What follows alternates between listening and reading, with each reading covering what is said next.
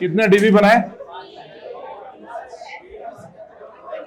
अरे ये जो बात कर रहे हैं, कितने डीबी बनाए भाई?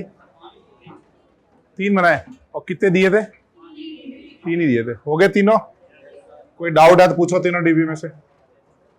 डाउट है तो ही पूछना है ऐसे।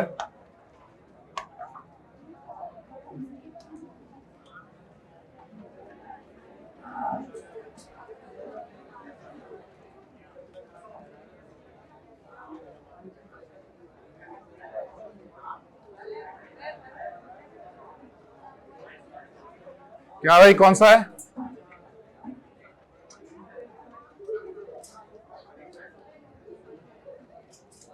ये डीबीपी नंबर,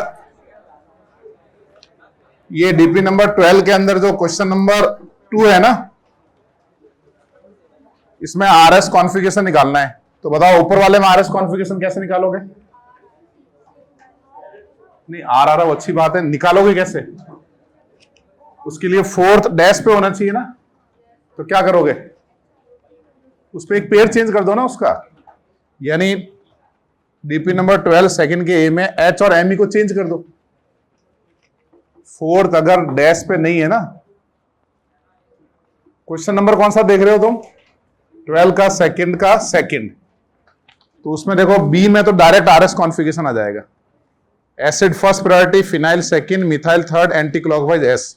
ए में क्या करना पड़ेगा कि एच और एम ई को इंटरचेंज कर दो। तुमने ऑड चेंज किया, मतलब इसका एनएंशियोमर बना दिया। अब आंसर निकाल के उल्टा कर लो। एक तरीका तो ये हो गया, और दूसरा तरीका है इसको रोटेट कर दो। फिनाइल के अक्रॉस है ना, उसको घुमा दो ऐसे। तो H कहां जाएगा? एमई की जगह, एमई जाएगा एसिड की जगह, एसिड आएगा H की जगह। समझे? मतलब इस वैलेंसी को पकड़कर इधर जो तीनों वैलेंसी है उनको घुमा दो ऐसे। क्या भाई समझ गए? ठीक है, चलो आज थोड़ी प्रैक्टिस करेंगे। मैंने आपको प्लेन ऑफ सिमेट्री की डेफिनेशन बता दी थी। अब क्वेश्चन लिखो। लिखो, find number of plane of symmetry, find number of plane of symmetry in given molecules. आपको गिवन मॉलिक्यूल के अंदर क्या बताने हैं?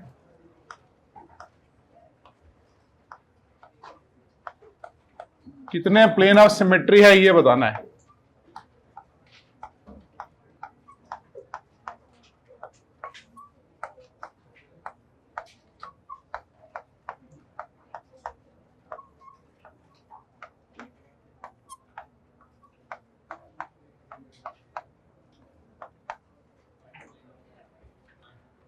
लिखो जरा।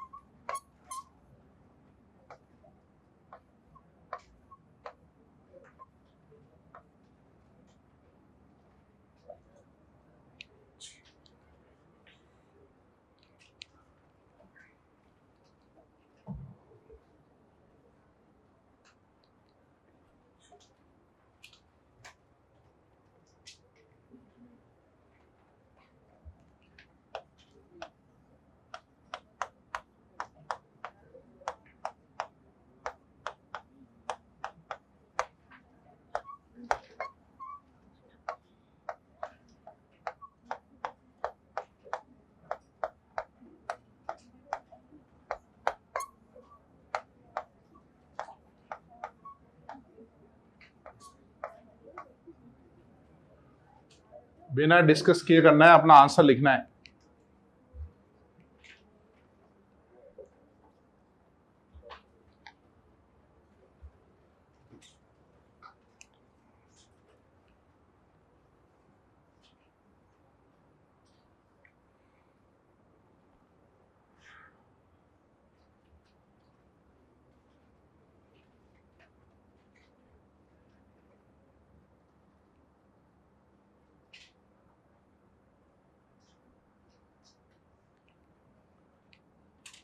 पांडे जी कैसे हो?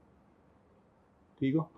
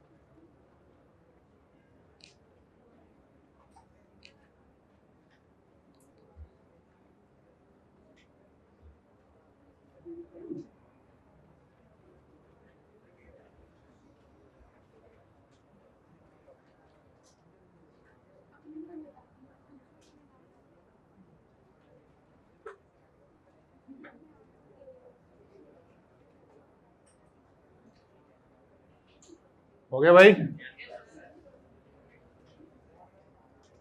आपको वैसे ना सिर्फ प्लेन ऑफ सिमेट्री देखना आना चाहिए।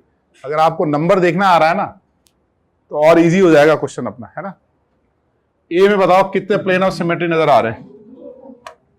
सभी का आंसर 2 आ रहा है। एक ये प्लेन हो गया और एक मॉलिक्यूलर प्लेन है। बी में बताओ कितने आ रहे हैं? इसमें भी 2 आ रहा है, एक ये प्लेन एक मॉलिक्यूलर प्लेन। सी में कितने आ रहे हैं? सी में भी 2 आ रहा है ना, एक तो ये प्लेन है और एक मॉलिक्यूलर प्लेन है। डी में बताओ 4 आ रहा है ना, 1 2 3 मॉलिक्यूलर प्लेन हो गया हमारा 4, है ना। तो डी का आंसर हुआ हमारा 4। ई में बताओ 2 आएगा ना, नहीं 2 आएगा कि 1 आएगा? अच्छा बताओ 2 कैसे आएगा? मॉलिक्यूलर प्लेन नहीं आएगा इसमें। जब आप रिंग को ऐसे कट करोगे तो इस एच की मिरर में सीएल नहीं है ना, इसमें सिर्फ एक ही प्लेन ऑफ सिमेट्री है। वो रिंग वाला प्लेन, ये रिंग है ऐसे, है ना, कोई एल्कीन नहीं है, ऐसे रिंग बनी हुई है और रिंग की एक वैलेंसी अप एंड डाउन लगी है। तो आपने रिंग के प्लेन में जब कट किया तो ये एच की मिरर में सीएल नहीं है ना। वो रिंग प्लेन कब होता पता है? अगर ये एच की जगह पे क्लोरीन होता तो फिर इस क्लोरीन की मिरर में जी सीएल, इसकी मिरर में जी बनता। समझे भाई? अब बताओ एफ में कितने हैं? एफ में कोई प्लेन ऑफ सिमेट्री नहीं है। जी में बताओ 3 आएगा ना, एक ये रहा और एक मॉलिक्यूलर प्लेन, क्योंकि sp2 कार्बन से पास होता हुआ। रिंग को आप क्या करो, रिंग को रिजिड मान लिया करो। रिंग को रिजिड मतलब रिंग के सारे एटम एक प्लेन में मान लो, है ना। तो इसमें प्लेन ऑफ सिमेट्री कितने हुए भाई, 3। H में बताओ, H में 2 है ना, एक ये और एक मॉलिक्यूलर प्लेन। I में बताओ, I में 3 हो गए, 1 2 और मॉलिक्यूलर प्लेन। अच्छा J में कितने, जब भी आपको ऐसे पाई बॉन्ड कॉन्जुगेशन में देना तो आप उसको है ना डीलोकलाइज एज्यूम कर लो। जब भी कॉन्जुगेशन में दे पाई बॉन्ड को डीलोकलाइज मान लो ऐसे। अब बताओ कितने प्लेन है, अब 2 है ना इसमें, 2 कौन से हैं, एक तो नाइट्रोजन से पास होता हुआ ये प्लेन है और दूसरा मॉलिक्यूलर प्लेन। ये सभी sp2 एटम है ना, मॉलिक्यूलर प्लेन आएगा।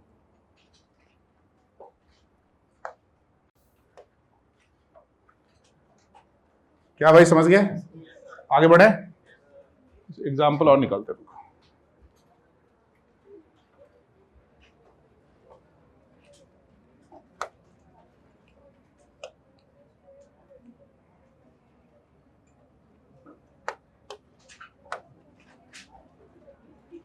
कितने हो गए थे एग्जाम्पल,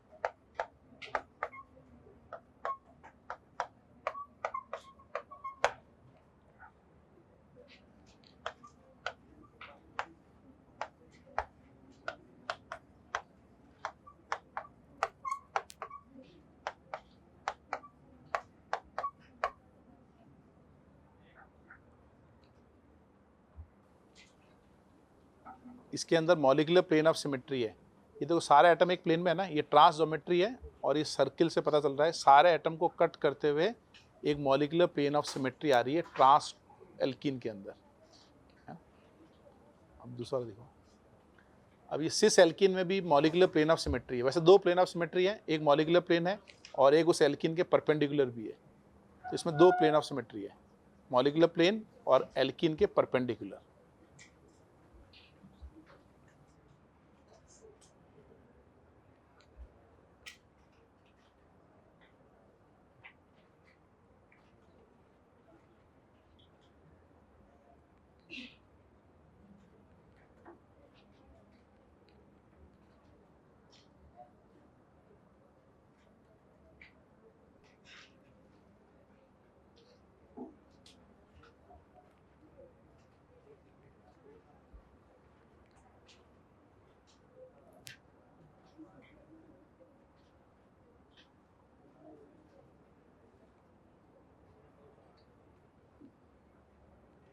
रिंग को रिजिड मानना है ना, और रिंग में अगर पाई बॉन्ड है तो पूरा मॉलिक्यूलर प्लेन आएगा उसके अंदर, उस मॉलिक्यूलर प्लेन उस कार्बन से पास होता हुआ आएगा।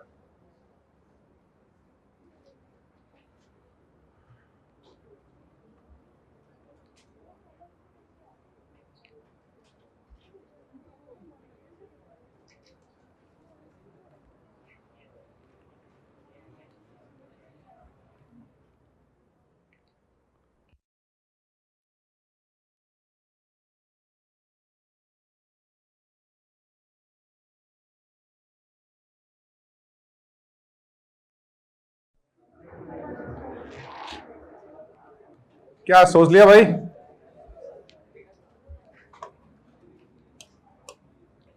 क्या आंसर होगा बताओ, के का क्या आंसर रहेगा, के का 2 रहेगा ना। कौन से 2 रहेंगे, एक ये वाला प्लेन और एक मॉलिक्यूलर प्लेन। एल में बताओ, एल में 1 है, 1 कौन सा है, मॉलिक्यूलर प्लेन। एम में बताओ, एम में 1 है, कौन सा 1 है, ये इन दोनों के बीच से पास करेंगे ना।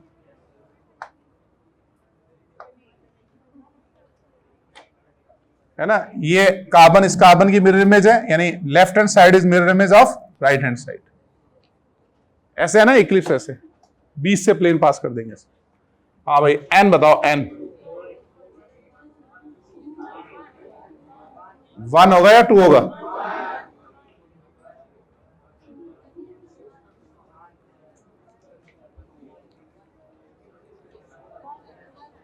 वन है या 2 है? एक तो श्योर है ही, ये वाला प्लेन ऑफ सिमेट्री है ना, ये एक प्लेन है। अब बताओ दूसरा कौन सा है? हम इसमें ऐसे मॉलिक्यूलर प्लेन बना सकते हैं क्या? ऐसे मॉलिक्यूलर प्लेन नहीं बना सकते। क्यों नहीं बना सकते? sp3b और ये इक्लिप्स होता है कि स्टैगर्ड होता है? फिशर किसका बनता है? इक्लिप्स का है, स्टैगर्ड कन्फर्मर का। ये हमने फिशर बनाया था ना, सोहॉस टू फिशर, याद आ रहा है आपको? इक्लिप्स का बनता है ना, ऐसे होता है ना फिशर, ऐसे। तो ये देखो दो वैलेंसी आगे होती है, जैसे आगे कौन सी हुई हमारी H और OH, ये तो आगे होती है, और मिथाइल ऐसे पीछे होता है। तो अगर हमको ऐसे प्लेन बनाएंगे ना, तो दो वैलेंसी आगे रहेगी और मिथाइल इसका पीछे रहेगा, तो क्या ये प्लेन ऑफ सिमेट्री बनी गया? वो बनी नहीं ना। तो किसी भी फिशर प्रोजेक्शन में कभी भी मॉलिक्यूलर प्लेन नहीं होता है, यानी molecular plane is always absent in Fischer projection. या इसको दूसरी तरीके से ऐसे भी बोल सकते हैं कि molecular plane is always absent in eclipse conformer. Eclipse में कोई मॉलिक्यूलर प्लेन नहीं होगा, समझे आप? तो नीचे लिखो 1 number of plane of symmetry 1, और वहां एक पॉइंट टू रिमेंबर लिखो।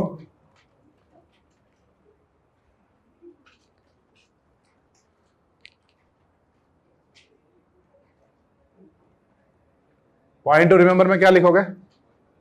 Molecular plane of symmetry is always absent in Fischer projection. Molecular plane of symmetry is always absent in Fisher projection.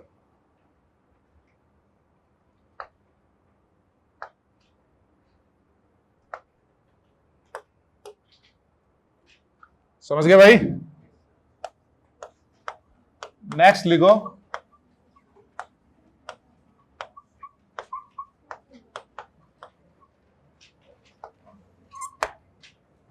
Centre of symmetry और centre of inversion. देखो centre of symmetry और centre of inversion. देखो ये मेरे पास एक Eclipse कन्फर्मर है, ये दोनों पैरेलल हैं, ये दोनों पैरेलल हैं, ये इक्लिप्स है ना।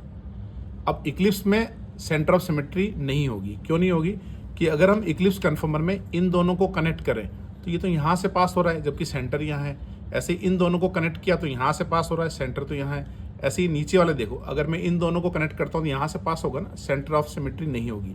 इक्लिप्स में कभी भी सेंटर ऑफ सिमेट्री नहीं होगी। ये जो मॉडल है ना, ये जो बनाया और ये जो मॉडल है, ये दोनों सेम है। अब मैं इसका स्टैगर्ड फॉर्म बनाऊंगा, है ना। अब इसको कन्वर्ट करते हैं स्टैगर्ड में, तो मैं कितने डिग्री से घुमाऊंगा इसको? 180। ये देखो ये 180 घूम गया। अब 180 घूमने के बाद अब इसके अंदर सेंटर ऑफ सिमेट्री है। कैसे? इसको और इसको कनेक्ट करो, इसके सेंटर से पास हो रहा है। ऐसे इन दोनों को कनेक्ट करेंगे, ये सेंटर से पास होगा। यहाँ से एक लाइन पास करें, पूरा होगा। ऐसे यहाँ से एक लाइन पास करेंगे, दोनों को कनेक्ट करेगा। तो ऑल लाइक वैलेंसी कनेक्टेड हो रही है, सेंटर से पास हो रहा है, तो इसके अंदर सेंटर ऑफ सिमेट्री है। तो सेंटर ऑफ सिमेट्री किस में होती है? स्टैगर्ड में होती है। सेंटर ऑफ सिमेट्री किस में नहीं होगी? इक्लिप्स में नहीं होगी, स्टैगर्ड में होगी। और इक्लिप्स में कभी भी सेंटर ऑफ सिमेट्री नहीं होगी। इसको आप अच्छे से याद रखना।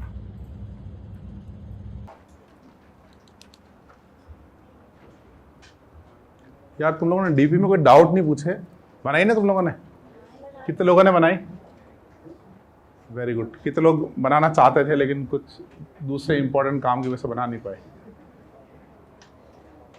2-4 लोग ही, बस 2-3। सबने बना ली? अच्छा ठीक, वेरी गुड। अच्छा ये बताओ, सेंटर ऑफ सिमेट्री का मतलब क्या है? सेम मेजरमेंट अक्रॉस सेंटर, है ना। प्लेन ऑफ सिमेट्री है ना, सेम मेजरमेंट अक्रॉस प्लेन। तो इसको अपन ऐसे डिफाइन कर सकते हैं। देखो अभी जो मैंने बनाया है, इसको देख के बताओ कि ये ट्रांसफॉर्म है या ये सिस है? ट्रांस। तो आप सेंटर ऑफ सिमेट्री को ऐसे डिफाइन करो, if all like group are connected by an axis, all like group are connected by an axis and axis is passes through centre.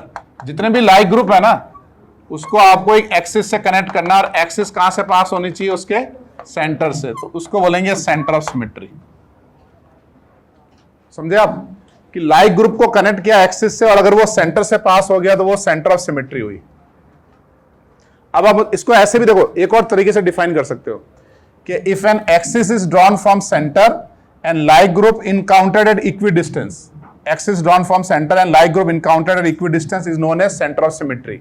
यानी अगर मैं इसके सेंटर से ये इस सेंटर मान लूं यहां पर, ये डिस्टेंस ए लूं और ये बी लूं, तो बताओ ए और बी में क्या रिलेशन होगा, ए इक्वल टू बी होना चाहिए और लाइक ग्रुप होना चाहिए। सिमिलरली यहां से अगर मैं ये सी लूं, डिस्टेंस ये डी लूं, तो सी और डी डिस्टेंस क्या होगा, इक्वल होंगे। तो same measurement across centre is known as centre of symmetry. बात समझे आप? ठीक है, अब जरा एक और एग्जांपल बताओ।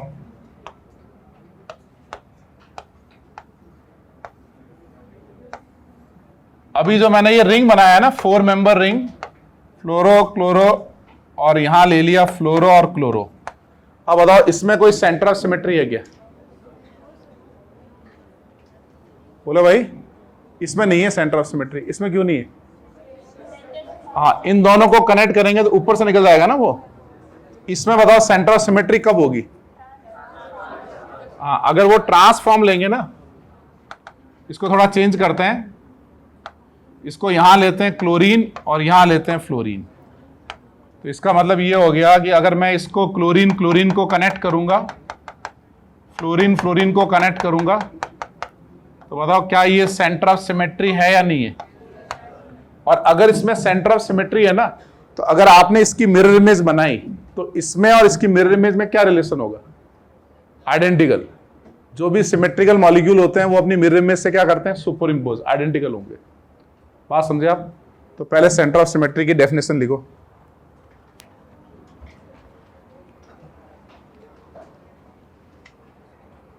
अच्छा, एक दो एग्जांपल और लेते हैं, फिर लिखते हैं डेफिनेशन है।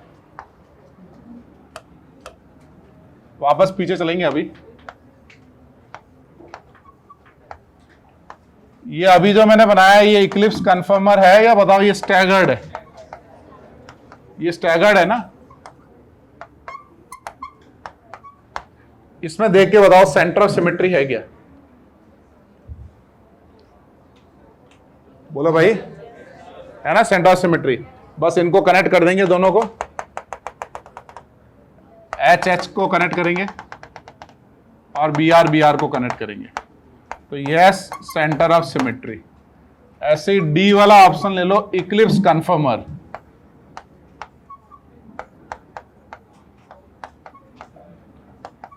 अब बताओ इक्लिप्स के अंदर इसमें कोई सेंटर ऑफ सिमेट्री है क्या? इसमें सेंटर ऑफ सिमेट्री नहीं है। बताओ इसमें क्यों नहीं है? कि इसको कनेक्ट करेंगे तो क्या वो सेंटर से पास होगा? नहीं होगा ना। तो बताओ किस कन्फर्मर में centre of symmetry always absent होगा? Eclipse conformer. और कोई प्रोजेक्शन? फिशर में भी centre of symmetry always absent होगा, क्योंकि फिशर हम किसका बनाते थे? इक्लिप्स कन्फर्मर बनाएंगे। इक्लिप्स में कभी भी सेंटर ऑफ सिमेट्री नहीं होगी। ठीक है, तो पहले डेफिनेशन लिखो आप सेंटर ऑफ सिमेट्री की। देखो,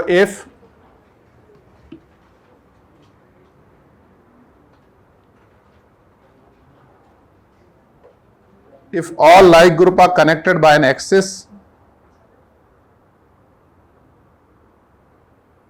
if all like group are connected by an axis, an axis is passes through center,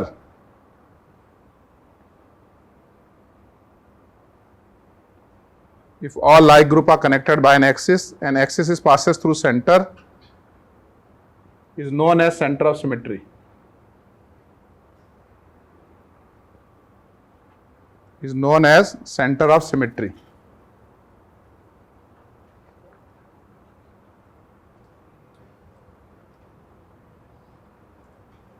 If axis is passes through center, if all like group connected by an axis is passes through center, then it is known as center of symmetry. और second definition लिखो। second definition कौन सी लिखोगे? If we draw an axis from center, if we draw axis from center,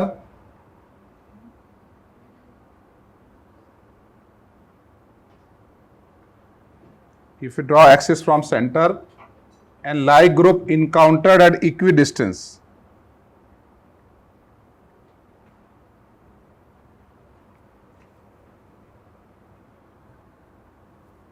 if an axis is drawn from center and if like group encountered at equidistance, then it is known as center of symmetry.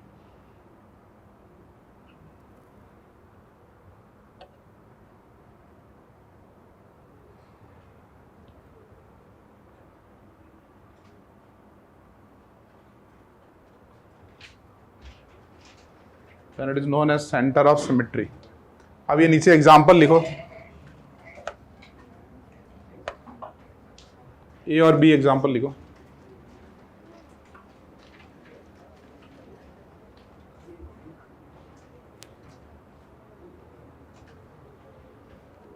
अगली class में करना।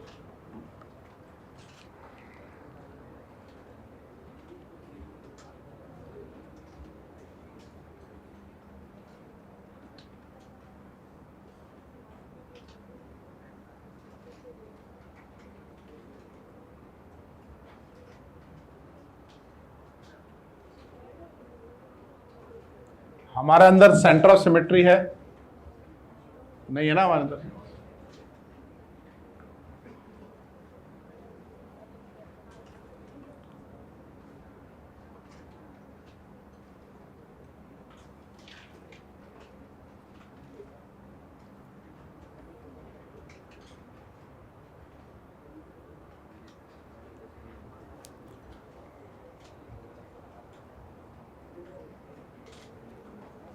तो किसी भी molecule में अगर plane of symmetry है और सेंटर ऑफ सिमेट्री है तो उसकी मिरर इमेज बनाएंगे तो क्या रिलेशन आएगा?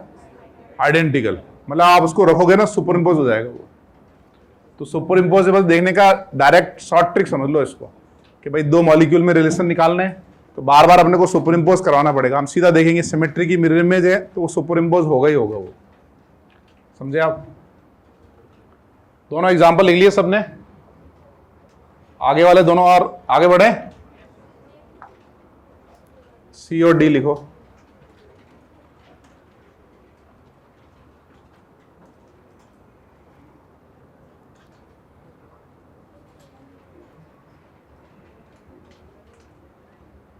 वैसे गर्मी बढ़ गई आज, है ना? आज पहली बार फील हुआ कि गर्मी आ गई।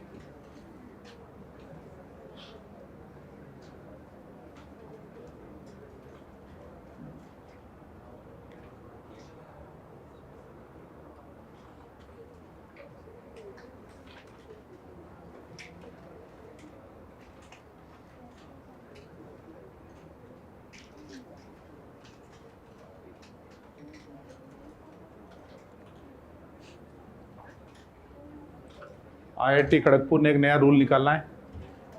देखो ये मेरे पास एक इक्लिप्स कन्फर्मर है, ये दोनों पैरेलल हैं, ये दोनों पैरेलल हैं, ये इक्लिप्स है ना। अब इक्लिप्स में सेंटर ऑफ सिमेट्री नहीं होगी। क्यों नहीं होगी? कि अगर हम इक्लिप्स कन्फर्मर में इन दोनों को कनेक्ट करें तो ये तो यहाँ से पास हो रहा है जबकि सेंटर यहाँ है। ऐसे ही इन दोनों को कनेक्ट किया तो यहाँ से पास हो रहा है, सेंटर तो यहाँ है। ऐसे ही नीचे वाले देखो, अगर मैं इन दोनों को कनेक्ट करता हूँ तो यहाँ से पास होगा ना, सेंटर ऑफ सिमेट्री नहीं होगी। इक्लिप्स में कभी भी सेंटर ऑफ सिमेट्री नहीं होगी। ये जो मॉडल है ना, ये जो बनाया और ये जो मॉडल है, ये दोनों सेम है। अब मैं इसका स्टैगर्ड फॉर्म बनाऊंगा, है ना। अब इसको कन्वर्ट करते हैं स्टैगर्ड में। तो मैं कितने डिग्री से घुमाऊंगा इसको? 180। ये देखो ये 180 घूम गया। अब 180 घूमने के बाद अब इसके अंदर सेंटर ऑफ सिमेट्री है। कैसे? इसको और इसको कनेक्ट करो, इसके सेंटर से पास हो रहा है। ऐसे इन दोनों को कनेक्ट करेंगे, ये सेंटर से पास होगा। यहाँ से एक लाइन पास करें, पूरा होगा। ऐसे यहाँ से एक लाइन पास करेंगे, दोनों को कनेक्ट करेगा। तो ऑल लाइक वैलेंसी कनेक्टेड हो रही है, सेंटर से पास हो रहा है, तो इसके अंदर सेंटर ऑफ सिमेट्री है। तो सेंटर ऑफ सिमेट्री किस में होती है? स्टैगर्ड में होती है। सेंटर ऑफ सिमेट्री किस में नहीं होगी? इक्लिप्स में नहीं होगी, स्टैगर्ड में होगी। और इक्लिप्स में कोई भी सेंटर ऑफ सिमेट्री नहीं होगी। इसको आप अच्छे से याद रखना कि कोई भी बच्चा अगर कैंपस के अंदर शराब पिया हुआ पाया गया, अल्कोहल, तो 5,000 रुपये जमा करने होंगे। कितने जमा होंगे? 5,000। जब भी अल्कोहल पियो, पॉकेट में कितने पैसे रखने हैं? 5,000। फिर जब दूसरी बार पिएंगे तो फाइन लगेगा 10,000 रुपये। तो पॉकेट में कितने पैसे रखने पड़ेंगे? 10,000। तीसरी बार पकड़े गए अल्कोहल पिए हुए, तो अब बताओ कितना फाइन लगेगा। अब लगेंगे 50,000 रुपये मिनिमम, और प्लस उनकी एक कमेटी है, डिसिप्लिनरी कमेटी, वो डिसाइड करेगी उसको कैंपस में रहना है या कैंपस से बाहर रहना है। समझ गए? ये पहले आईआईटी में ये रूल निकला है। तो तुम ये मत समझना कि दुनिया में हर जगह सब अच्छे ही अच्छे होते हैं, मतलब सारे अच्छे होते हैं वैसे तो, लेकिन हर टाइप के लोग हर जगह मिलते हैं। MIT हो, IIT हो, NIT हो, गवर्नमेंट कॉलेज हो, BSc हो, BA हो, सब टाइप के लोग होते हैं। तुमको डिसाइड करना है। अरे तुम ये क्या पी रही हो? पानी पी रही हो ना? अच्छा, ये तो मुझे लगा फाइन लगाना पड़ेगा। लिख लिया भाई सबने? अच्छा, वो लिखा आपने, centre of symmetry is always absent in eclipse conformer. Centre of symmetry is always absent in eclipse conformer. नायल पानी पानी शानदार अनिल गुजरिया, धन्यवाद। Centre of symmetry is always absent in eclipse कन्फर्मर।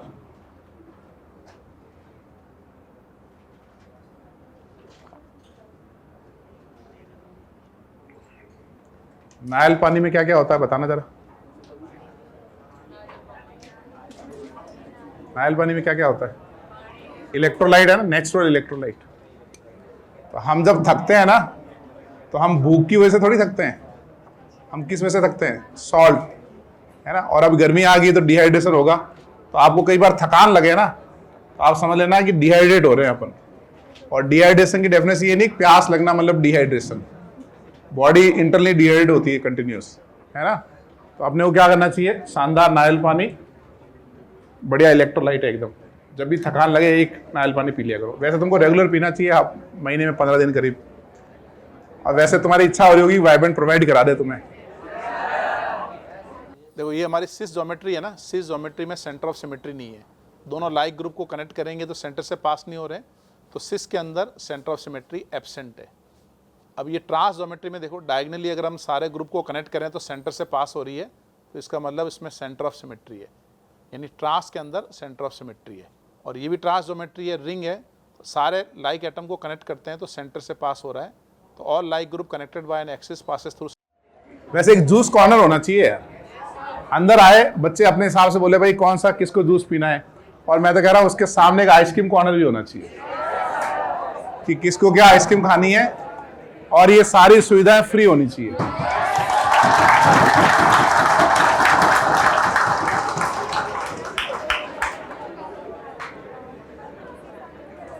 या तुमको लगता है रिवर्स होना चाहिए, आइसक्रीम भी खिलाए और तुमको पैसे भी दे?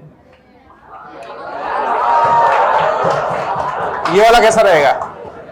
ज्यादा हो जाएगा, चलो ठीक है। चलो अब क्वेश्चन लिखो तुम।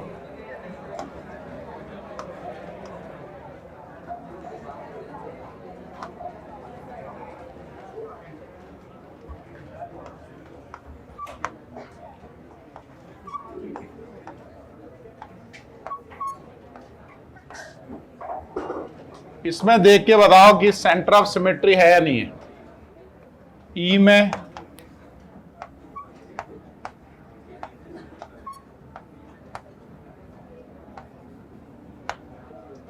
एफ में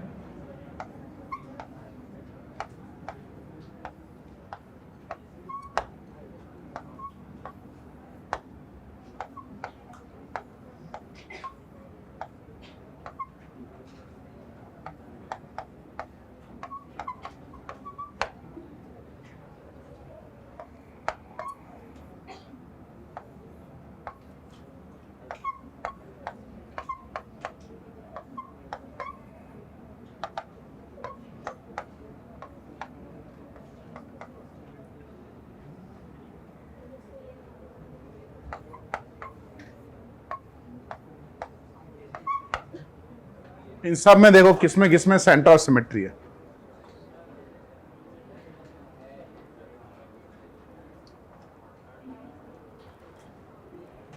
और कोई एग्जांपल?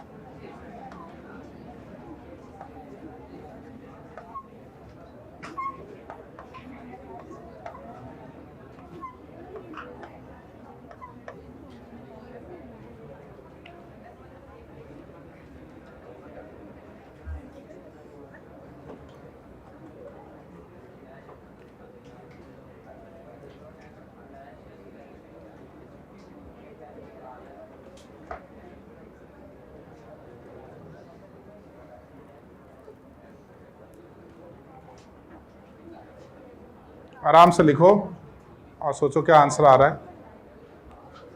चेक करो सब में सेंटर ऑफ सिमेट्री है या नहीं है। लाइन ड्रॉ करो ऐसे, ऐसे देख देख के नहीं बतानी हाँ ये है ये नहीं है, लाइन ड्रॉ करके बनानी है।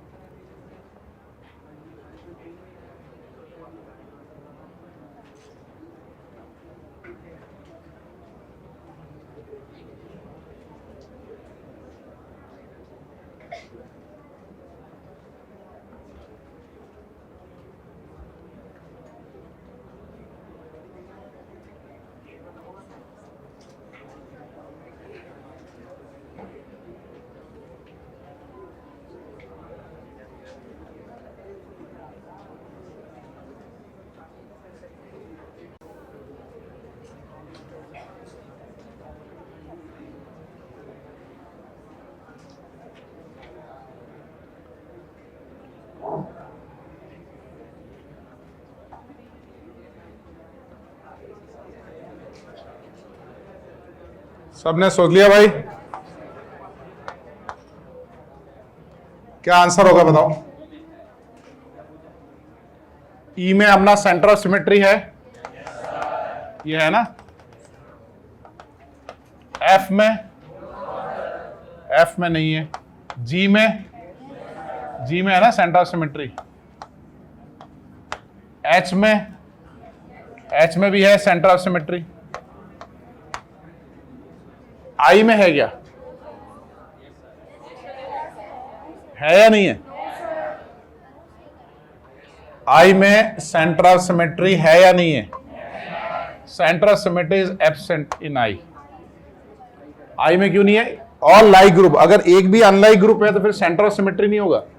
आप छोड़ नहीं सकते, ऐसा नहीं कुछ लाइक ले लिए बाकी छोड़ दिए, समझे आप? यानी उसमें पेयर में लाइक ग्रुप होने चाहिए। इसके पहले एग्जाम्पल में क्या है, जैसे ये एग्जाम्पल है, इसका मतलब ये नहीं कि मैंने कार्बन को छोड़ दिया है। एक्चुअल में यहां पे दो हाइड्रोजन भी होंगे, ऐसे कार्बन के साथ दो हाइड्रोजन भी होंगे। All like group are connected by an axis, सारे एटम्स कनेक्ट होंगे उसके, समझे आप? हाँ, अगर मैं इस आई को यहां से हटा दूं तो अब बताओ प्लेन सेंटर ऑफ सिमेट्री है या नहीं है? अब सेंटर ऑफ सिमेट्री है, ठीक है। तो ये एग्जाम्पल लेने का पर्पज ये है कि पेयर में होने चाहिए सब। अच्छा, जे में बताओ। जे में नहीं है। के में बताओ। के में है या नहीं है? सेंटर ऑफ सिमेट्री के लिए एक्सिस कहां से पास होता है? सेंटर से। और अगर हम इसके साइड में से कनेक्ट करेंगे ना क्लोरीन को, तो वो एक्सिस कहां से पास हो रहा है? साइड से पास हो रहा है ना उसके। तो क्या ये सेंटर ऑफ सिमेट्री है? ये नहीं है।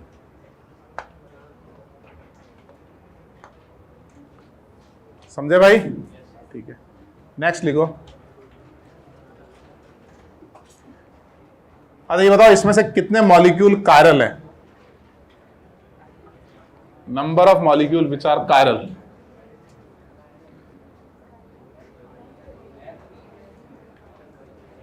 कायरल मॉलिक्यूल मतलब क्या? Absence of plane of symmetry and absence of centre of symmetry.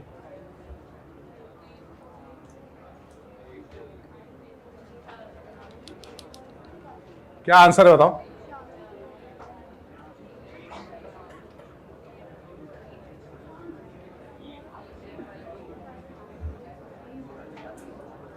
क्या भाई, क्या आंसर रहा?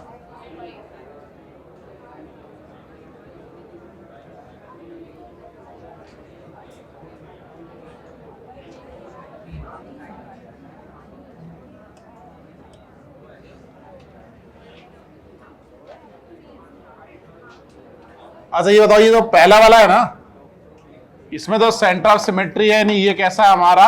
अकायरल। इसमें प्लेन ऑफ सिमेट्री है क्या? क्या ये एक प्लेन ऑफ सिमेट्री है? ये नहीं है, क्योंकि अगर ये प्लेन ऑफ सिमेट्री होगा तो इसकी मिरर इमेज यहां बननी चाहिए ना, समझे आप? इसमें पीओएस यूएस कुछ भी नहीं है, यानी ये मॉलिक्यूल कैसा है हमारा? कायरल। जी में बताओ, जी वाला कैसा है हमारा? Chiral molecule. और एच वाला, नहीं सॉरी, जी वाला अकायरल हुआ ना भाई। इसमें आ गया प्लेन और सेंटर दोनों है, इसमें भी सिमेट्री है, ये भी अकायरल है। आई वाले में प्लेन ऑफ सिमेट्री है क्या? ये वाला नहीं है ना, क्योंकि एफ ऊपर है, ये एफ नीचे है, ऐसे अपन कट नहीं कर सकते इसको, और ऐसे भी कट नहीं कर सकते, एफ ऊपर है सीएल नीचे है, तो इसमें पीओएस सीओएस दोनों ही नहीं है, यानी ये कैसा है हमारा? It is a chiral molecule. J में मॉलिक्यूलर प्लेन होगा, एल्कीन में एक ये प्लेन मॉलिक्यूलर प्लेन, ये भी अकायरल है। के बताओ, क्या इसमें कोई प्लेन ऑफ सिमेट्री नजर आ रहा है? के में भी नहीं है ना। क्या ये प्लेन ऑफ सिमेट्री है? नहीं है। इस सीएल की इमेज ये एच नहीं बनेगा ना यहाँ पे, यानी ये भी कैसा है हमारा? Chiral molecule. तो कितने कायरल हुए भाई? 2 हुए या 3 हुए? 3 हो गए ना कायरल। एफ वाला कायरल है, आई और के। वहां लिखो सबके नीचे कौन से कायरल है, कौन सा अकायरल है।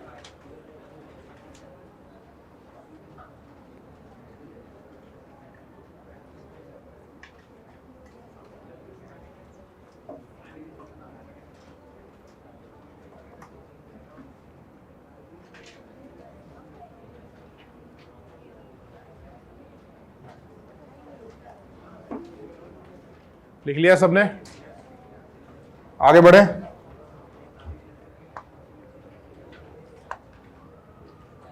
नेक्स्ट लिखो, draw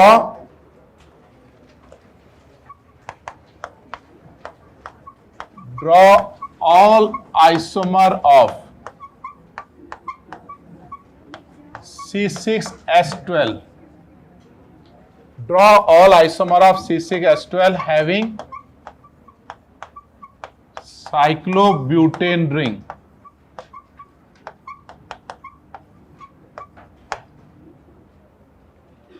All isomer of C6H12 having cyclobutane ring. पूरा गलत होने के चांस है, इसलिए बहुत केयरफुली बनाना है।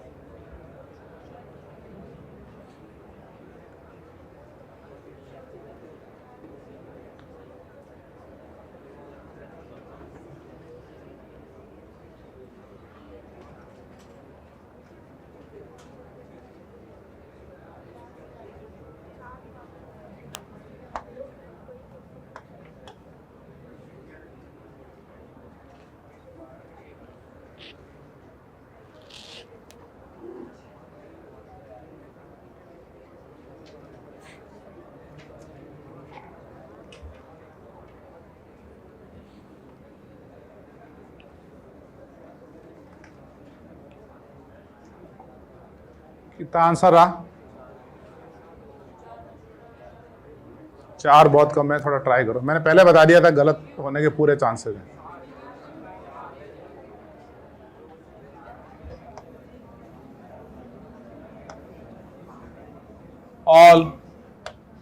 ऑल आइसोमर मतलब सारे लेंगे ना, स्टीरियो, स्ट्रक्चरल, ज्योमेट्रिकल, जो भी बन रहे हो ऑल, लेकिन सब में क्या होना चाहिए? साइक्लोब्यूटेन होना चाहिए, बस ये कंडीशन है, और कोई कंडीशन नहीं है।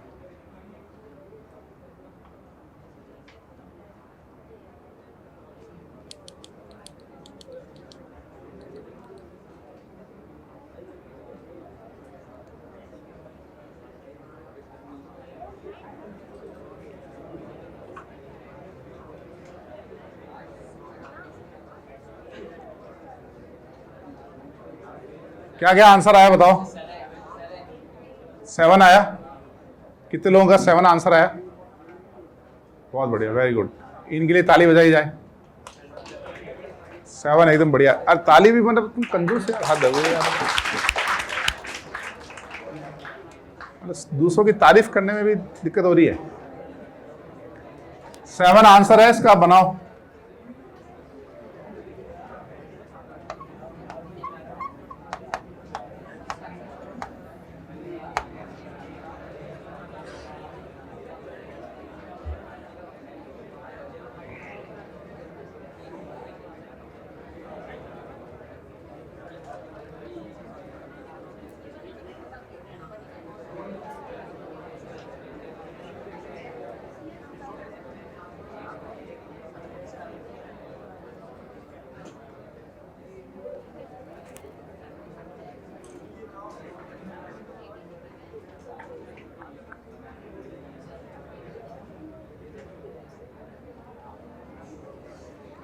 आगे 7। जिसके 7 आते जाएं वो एक बार हाथ ऊपर कर लें, फिर नीचे कर देना हाथ। Very good.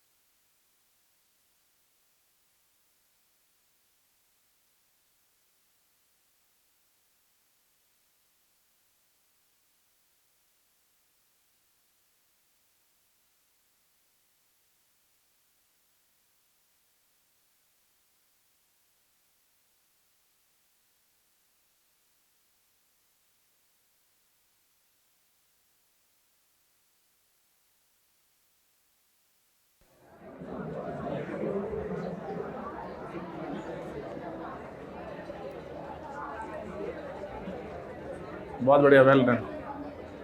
अरे सिंघाने जी कुछ हुआ भाई? आए कुछ? कितने आए? 5 आ गए? 4, शानदार। तुम्हारे दोस्त के भी 4 ही आए। सही है दोस्त, एकदम आएंगे आएंगे, ट्राई करो। एक बात बताओ, जब तुम बनाओगे ना साइक्लोब्यूटेन, पहले ये बताओ इसका डीबी वैल्यू कितना है? इसका डबल बॉन्ड इक्विवेलेंट या डिग्री ऑफ अनसैचुरेशन 1 है, और वो जो 1 है वो साइक्लोब्यूटेन में पूरा कंज्यूम हो गया ना। तो पहले अपन एक साइक्लोब्यूटेन बना लेते हैं। पीछे 2 कार्बन बच गए ना, उनको बनाते हैं डाइमिथाइल। इसमें कोई प्लेन ऑफ सिमेट्री है क्या? इसको और बेटर मैं अगर ऐसे बना दूं, एक मिथाइल अप, एक मिथाइल डाउन, तो इसमें एक मॉलिक्यूलर प्लेन आएगा। रिंग का प्लेन होगा ना, रिंग से पास होता हुआ प्लेन। एक एमई की मिरर इमेज, दूसरा मिरर इमेज है। यानी इसके अंदर प्लेन ऑफ सिमेट्री है, तो ये कायरल मॉलिक्यूल है या बताओ ये अकायरल मॉलिक्यूल है? अकायरल, इसकी मिरर इमेज नहीं बनाएंगे, है ना। सेकेंड अपन लेंगे 1,2 डाइमिथाइल सिस। सिस आइसोमर बनाओ, इसमें बताओ प्लेन ऑफ सिमेट्री है ना, ये प्लेन ऑफ सिमेट्री, यानी इसकी मिरर इमेज नहीं बनानी है। ऐसे अपन थर्ड आइसोमर कौन सा बनाएंगे बताओ? ट्रांस। इसमें बताओ प्लेन है, सेंटर ऑफ सिमेट्री कुछ है क्या? नहीं है ना भाई, इसमें प्लेन सेंटर कुछ भी नहीं है, तो प्लस क्या बनाएंगे? इसकी मिरर इमेज। इसकी मिरर इमेज बनने का मतलब ये रेसिमिक नहीं है, इसको बोलेंगे इनेंशियोमर्स। वो जो रेसिमिक पेयर होता है उसको इनेंशियोमर बोलते हैं, रेसिमिक को, पेयर ऑफ इनेंशियोमर को रेसिमिक बोलते हैं, वो अपन डिफाइन करेंगे। एमआई का मतलब क्या? Mirror image. आपको है ना हर एक आइसोमर में सिमेट्री देखनी पड़ेगी, जहां सिमेट्री नहीं होगी वहां मिरर इमेज बनानी पड़ेगी। ठीक है, 4 बन गए। अब समझ गया पांचवा कौन सा बनेगा? पांचवा आप बनाओ ट्रांस या सिस 1,3 डाइमिथाइल साइक्लोब्यूटेन। इसमें भी तो प्लेन ऑफ सिमेट्री है, यानी इसकी भी मिरर इमेज नहीं बनेगी। अब तक कितने बना चुके हैं? 5। 5 कौन से समझे आप? 4 बनाए या 5 बनाए? 5 बनाए ना भाई। ये है 1, ये 2, ये है 3, मिरर इमेज 4, ये इसका ऑप्टिकल आइसोमर है, और ये बना हमारा 5 और 6 बनाएंगे हम 1,3 ट्रांस। ज्योमेट्रिकल आइसोमर बनाएंगे ना 1/3 के अक्रॉस। इसमें बताओ प्लेन ऑफ सिमेट्री है, सेंटर ऑफ सिमेट्री है? इसमें सेंटर भी है और इसमें ये प्लेन भी है, दोनों सिमेट्री है इसमें, यानी इसकी मिरर इमेज नहीं बनाएंगे। तो अब तक हम बना चुके हैं 6। अब आप बता सकते हो 7वां कौन सा है? इथाइल। इथाइल भी तो बनाएंगे। तो अगर हम इस साइक्लोब्यूटेन में एक वैलेंसी ले लेंगे इथाइल और एक वैलेंसी लेंगे H, इसमें आपको प्लेन ऑफ सिमेट्री नजर आ रहा है? इसमें इसकी प्लेन ऑफ सिमेट्री देखने के लिए है ना, मैं ऐसे बना लेता हूं इसको और इजी हो जाएगा। ये साइक्लोब्यूटेन रिंग है, इसकी एक valency up ethyl down H। तो आप ये डायगनली है ना, इस डायगनली एक प्लेन पास करो, ऐसे डायगनली प्लेन करो, यानी इथाइल और H को कट होता हुआ प्लेन। तो इस कार्बन की मिरर इमेज ये कार्बन होगा। समझे आप?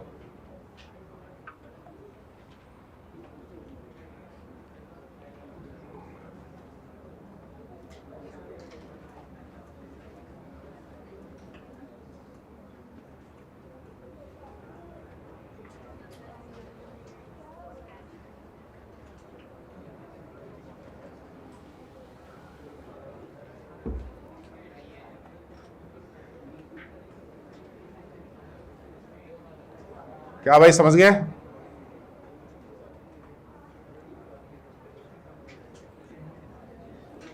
अब नेक्स्ट क्वेश्चन लिखो।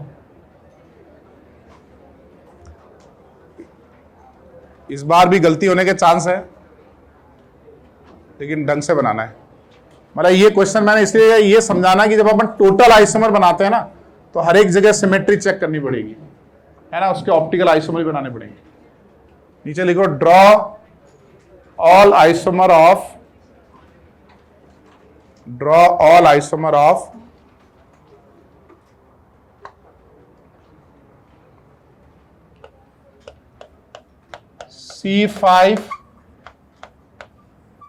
C5H8Cl2, all isomer of C5H8Cl2 having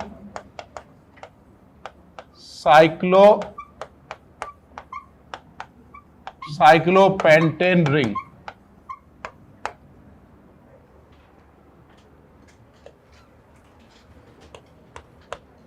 All isomer of C5H8Cl2 dichloro having cyclopentane ring. Try करो।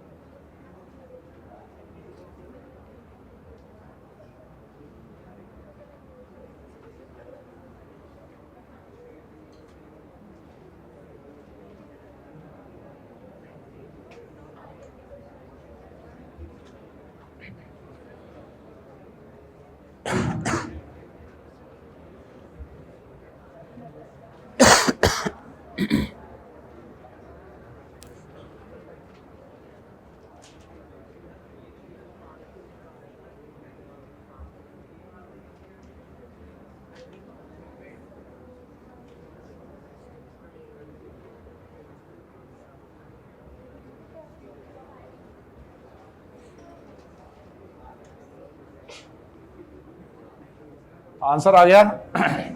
कितना आंसर आया भाई?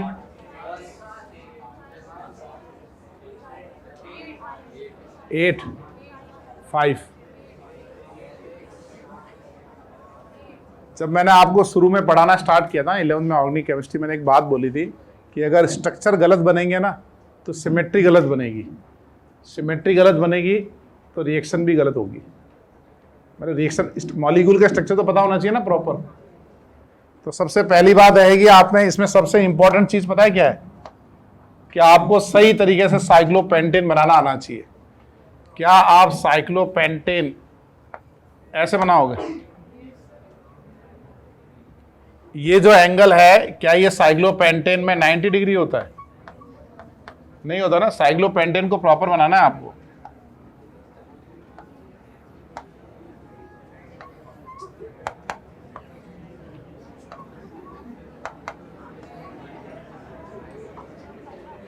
समझे भाई? अब आपको बनाना है डाइक्लोरो। तो एक काम करो, किसी भी एक कार्बन पे 2 क्लोरीन लगा दो। अब बताओ इसमें कोई प्लेन ऑफ सिमेट्री है? भैया रिंग के प्लेन से पास करेंगे ना। जो रिंग है उसमें Cl up Cl down, ring के प्लेन से पास करेंगे। इसमें सिमेट्री है। ऐसा दूसरा कौन सा बनाएंगे? 1 2 सिस फॉर्म बनाएंगे। सिस, ये आएगा सिस में प्लेन ऑफ सिमेट्री। फिर दूसरा कौन सा बनाएंगे? 1 2 ट्रास। ट्रास में बताओ कोई सिमेट्री नहीं है ना, प्लेन नहीं है, सेंटर भी नहीं है, तो प्लस बनाएंगे इसका मिरर इमेज। अब तक कितने बना लिए? 4 हो गए ना। जैम, विसिनल, सिस, विसिनल ट्रांस और मिरर इमेज। अब हम बनाएंगे 1 3 सिस। ज्योमेट्रिकल आइसोमर अक्रॉस रिंग भी तो होते हैं भाई। अब बताओ इसमें कोई प्लेन ऑफ सिमेट्री है क्या? इसमें भी तो ये प्लेन ऑफ सिमेट्री है, ये वाला प्लेन एक है ना। इसके बाद हम बनाएंगे 1 3 ट्रास। इसमें क्या होगा बताओ? इसमें कोई सिमेट्री नजर आ रही है? प्लेन या सेंटर ऑफ सिमेट्री नजर नहीं आ रही है ना। तो ये प्लेन नहीं है और सेंटर तो होगा ही नहीं, 5 मेंबर रिंग है, ऑड कार्बन है ना उसमें, तो प्लस मिरर इमेज। तो कितना आंसर रहा भाई? आंसर कितना रहा? 7 हो गया ना ये।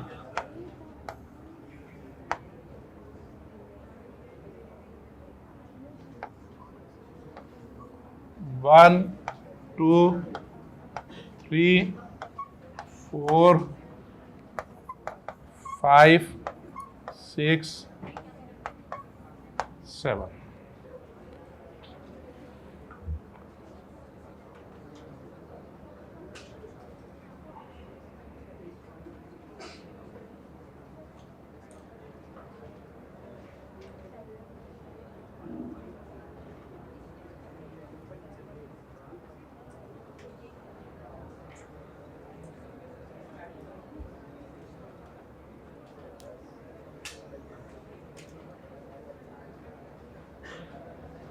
सौरभ क्लास के बाद मिलना है यार। वो तुम्हारे गांव का बच्चा था ना एक, हाँ उसका क्या हुआ? उससे बात करें। एक तुम्हारे उधर का एक बच्चा और आया, बहुत अच्छा है, रिपीटर में आया।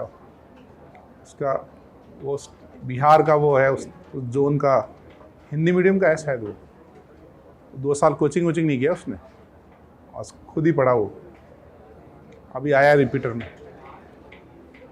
मैंने कहा सौरभ से मिल लेना एक बार गाइडेंस के लिए। लिख लिया भाई सबने? आगे बढ़े।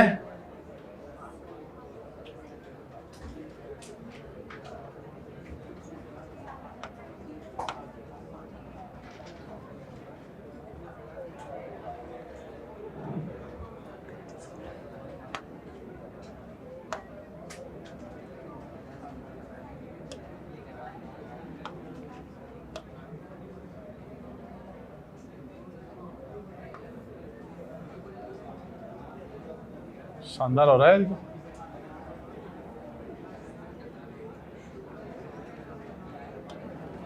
चलो एक क्वेश्चन लिखो फिर। कल मेरे को, कल या परसों की बात है, एक बात बताता हूँ तुमको। नहीं, कल परसों एक किसी का है ना, आजकल मैं यूट्यूब पे काम कर रहा हूँ ना थोड़ा, ठीक है ना। तो वैसे यूट्यूब बहुत बड़ा है यार। मैं समझता था यूट्यूब बिल्कुल छोटा सा है कि वीडियो अपलोड करो हो गया काम। इतना बड़ा है यूट्यूब, उसके अंदर इतनी सारी चीज़ें हैं। मतलब है ना, वो जैसे जैसे अपन बढ़ते रहते हैं ना आगे, वैसे वैसे अनलॉक करता रहता है। उसके अंदर पता है ई कॉमर्स है पूरा यूट्यूब के अंदर। ई कॉमर्स मतलब आप यूट्यूब के थ्रू अपनी दुकान लगा सकते हो। उसके अंदर ब्रांड कनेक्ट है, उसके अंदर मेंबरशिप के ऑप्शन है, उसके अंदर है ना मोनेटाइजेशन के। हम जो सोचते हैं ना कि खाली ये व्यू और मार्क, ये वन ऑफ द पार्ट है उनका। और अपने इंडिया में बहुत सारे ऑप्शन उनके अनलॉक नहीं है। तो बहुत बड़ा उन्होंने बना रखा है जबरदस्त। उनका ये अलग से एक ऐप आता है ना, यूट्यूब स्टूडियो जो यूट्यूब पे जो होता है उसका एनालिसिस दिखता है। बहुत मतलब मेरे हिसाब से उनका रेवेन्यू जबरदस्त होता होगा, है ना। और यूरोपियन साइड और यूएस कनाडा साइड में तो उनकी जो भी इन्फ्लुएंसर होता है ना, उनकी खुद के ब्रांड बनाते हैं, शॉप बनाते हैं। उनके जो चार्जेस हैं वो पता है कैसे पैसे कमाता है भाई। एक इन्फ्लुएंसर है, मान लो मुझे ही मान लो ना यार, दूसरे क्यों मान रहे हो, ठीक है। मान लो मेरे अच्छा ही माने 10 मिलियन सब्सक्राइबर है, ऐसे मान लो, है ना, बड़े ही माने फिर, ठीक है। अब मैंने अपनी एक शॉप लगा ली, उसके अंदर ही ऑप्शन है यूट्यूब का, मतलब 3 कंपनी से टाई अप है ना। वो ई कॉमर्स कंपनी से काम जो सॉफ्टवेयर देती है। जैसे एक है अपना स्प्रिंग करके कंपनी है, ऐसे 3 कंपनी है। तो आप उसके साथ कनेक्ट हो जाओ और आपको जो भी प्रोडक्ट बेचने हो ना, वो आप उसमें लिस्टिंग कर दो। थोड़ा प्रोसेस है, टिपिकल है थोड़ा सा प्रोसेस। उसके बाद जैसे ही आप यूट्यूब में कोई भी वीडियो डालोगे ना, तो आपके वीडियो के नीचे आपने देखो कई बार ऐसे प्रोडक्ट दिखते हैं, टी शर्ट दिखते हैं, है ना। अब यूट्यूब क्या करता है, देखो टी शर्ट मैंने बनाया, उस कंपनी का सॉफ्टवेयर लिया और उसके थ्रू बेचा।